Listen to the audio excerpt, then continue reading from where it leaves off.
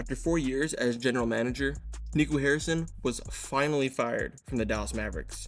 Safe to say, he will not be missed by the city or the fans. But even though Nico is gone, he has dug this team into a hole that will likely last for years to come. So today, we're going to be going through the timeline of Nico Harrison in Dallas and what can the Mavericks do to finally be a top contender again.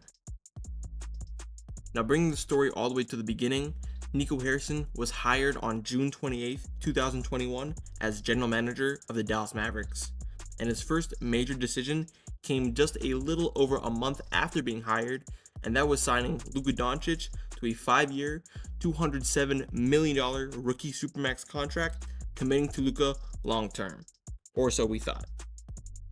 During the 2021-22 NBA season, on February 10th, 2022, with a 31-22 record, the Dallas Mavericks dealt Kristaps Porzingis and a second-round pick to the Washington Wizards in exchange for Spencer Dinwiddie and Davis Bertans, who averaged a whopping 4 points and 2 rebounds for the Mavericks, while Porzingis averaged 23 and 8 for the Wizards.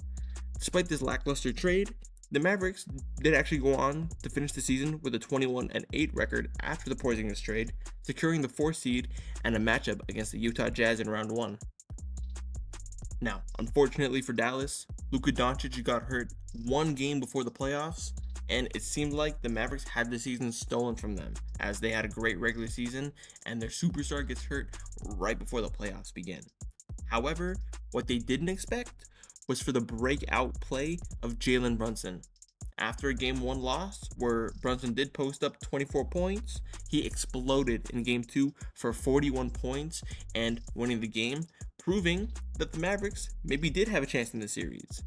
Jalen Brunson in Game 3 had 31 points, really showing that, Game 2 wasn't even a fluke, that he could be, the guy to step up and be someone that Dallas could rely on. Jalen Brunson ended the series averaging 22 points, 4 rebounds, and 4 assists a game, winning the series for Dallas basically in 6 games, and giving Luka enough time to return for round 2 against the 1-seeded Phoenix Suns, where, as we all know, the Mavs came out on top in a 7-game series, with Game 7 being notorious at this point for the fact that Luka single-handedly scorched the Suns. Now, even though the Mavericks did go on to lose the Western Conference Finals to the eventual champion Golden State Warriors, this playoff run really showed how strong this Dallas team could be behind Jalen Brunson and Luka Doncic, and that they could be contenders for years to come. However, despite the incredible play and rise of Jalen Brunson, Dallas didn't want to formalize a contract with him, even though he wanted to resign and was only asking for 4 years, $55 million. Now, Mark Cuban probably was the main reason why Brunson didn't resign, but Nico Harrison, being the GM, would have had a major say whether to resign Brunson or not, and definitely could have pushed Mark Cuban to resign Brunson. And in the end, Jalen Brunson ended up signing in New York on a $104 million contract for 4 years. Now, after a couple bad moves by Nico Harrison, he would have a bit of a bounce back year by first off drafting Wendell Moore Jr. and Jaden Hardy. Nothing crazy, but 2 solid role players that would add strength to the team and would be overall positive. And he would follow up this draft success the next year by drafting Derek Lively, number 12, which was an incredible pick by Nico, so as we know, he can draft a little bit well. As for trades this year, the biggest one was trading for Kyrie Irving from the Brooklyn Nets for Spencer Dinwiddie, Dorian Finney-Smith, 2 second-round picks, and 1 first-round pick.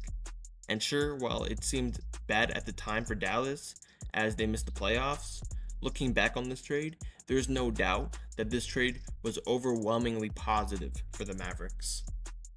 Now heading into the 2023-24 season, this was by far Nico Harrison's best year as GM of the Dallas Mavericks. He only made 2 trades, but they were his best, both coming on the trade deadline on February 8th, 2024. The first trade Nico made was dealing Richaun Holmes and 1 first-round pick to the Wizards in exchange for Daniel Gafford, adding great depth to their center position. And for the second trade, they dealt Grant Williams, Seth Curry, and 1 first-round pick in exchange for PJ Washington and 2 second-round picks. These trades might have seemed small when they were made, but they made all the difference as Dallas finally got rid of some bad role players like Grant Williams, who was not good for them at all, and got back some serious depth at center and power forward as PJ Washington and Daniel Gafford both proved to be excellent. As after the trades, they finished the second half of the season going 21-9, securing the 5 seed, and ultimately making the finals, going through the 1-seeded Thunder and the 3-seeded Timberwolves. Now, even though the Mavericks lost in the finals to the Boston Celtics, heading into the 2025 season, things were looking up. Luka was committed long term. You have a deep roster that's only going to get better. Sure, there were some question marks about Kyrie, but he was still looking pretty good. And going into Christmas Day, the Mavericks held a respectable 19-10 record. But unfortunately, Luka Doncic would end up getting hurt against the Timberwolves, sidelining him for at least 1 month. Dallas would struggle without Luka, going 7-13 without him, and on February 2nd, 2025, for reasons only known to him, Nico Harrison made one of the worst trades in sports history, dealing his 25-year-old superstar player to the Los Angeles Lakers in exchange for Anthony Davis. When Nico was questioned about this during a press conference, Nico made the famous statement, "I believe defense wins championships," which made no sense at all as Dallas was already a very strong defensive team and they came just 3 wins shy away from winning an NBA title.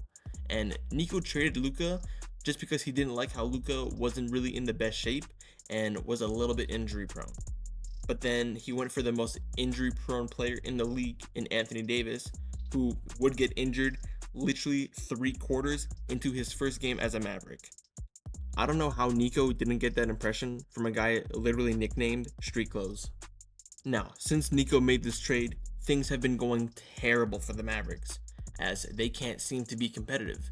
And even though they got Cooper Flag number 1 overall, currently, as of recording this video, they are the 14th seed with a 3-7 record with no sign of competing for the foreseeable future. So, realistically, looking at the team right now, what are the Mavericks' options after firing Nico Harrison? Well, the first option, and what I think is most likely to happen, would be to tank the rest of this season to get a good draft pick, as Kyrie's going to be out the rest of the season, and AD's always on and off with injury. This would ensure that Dallas keeps their 2 all-NBA caliber players in AD and Kyrie, who can still compete next season once they're both healthy, while developing the young talent on the roster, and assuming everybody's healthy next season, they could actually be a solid team and be somewhat competitive. The Mavericks' second option would be to try to, push through this rough start and really just try their best to make the playoffs and be competitive this season without Kyrie.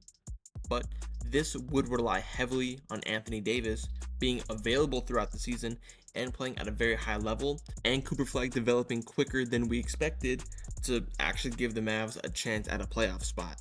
The Mavericks' third and final option would be to just blow the team up, trade AD and Kyrie, and rebuild through the draft to try and salvage something from this mess of a team that Nico Harrison created, and just try to stockpile as many draft picks for the 2026 draft, which is set to be a very talented draft. But doing this does mean that Dallas kind of just killed their own chances of being competitive for the next decade for pretty much no reason. And this would heavily damage their fan and league perception more than it already is, by showing everybody just how poorly managed their entire team is from top to bottom. Now, overall, the Dallas Mavericks are a mess and will continue to be that for the next 5 years minimum, it seems, and Nico Harrison is to thank for it. But on the bright side, they do have one of the best young players in the league in Cooper Flag, who for right now is really their only hope of relevancy for the future of this team. Now, with all that said, that's all I got for you guys in this video. If you enjoyed, please consider liking and subscribing, as it helps me out a ton. And be sure to comment down below if you guys agree with anything I said in this video, disagree, and what your guys' thoughts on this whole thing is. And be sure to also check out my last video where I gave you guys my top 5 biggest surprises so far this NBA season. With all that said, if you made it this far into the video, I truly do appreciate you. And that's it from me, and I'll catch you on the next video. Peace.